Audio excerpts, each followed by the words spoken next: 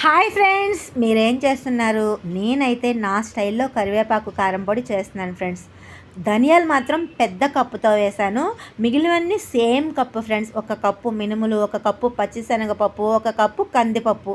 అంటే మనం అన్ని రకాల పప్పులు, ఇది చాలా మనకి హెల్త్కి మంచిది. అన్నిటికంటే హైలైట్ ఏంటంటే కరివేపాకు ఫ్రెండ్స్. ఇప్పుడు ఇవన్నీ అంటే పప్పులు, ఎండుమిర్చి అన్నీ కూడా కలిపితే ఎంత క్వాంటిటీ ఉంటే అంతకంటే ఎక్కువ నేను కరివేపాకు వేస్తాను.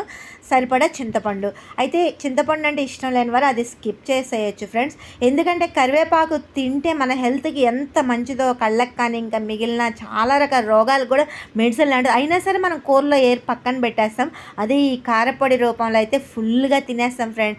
చూసారు కదా, ఇంకా కంప్లీట్ అయ్యి చల్లారిన తర్వాత కావాల్సినంత జీలకర్ర, వెల్లుల్లి, ఉప్పు వేసుకొని వేడి వేడి అన్నంలో నెయ్యి పోసుకొని తింటే ఆ టేస్ట్ వేరే లెవెల్ ఫ్రెండ్స్. మరి మీ స్టైల్ ఎలా చేస్తారో కామెంట్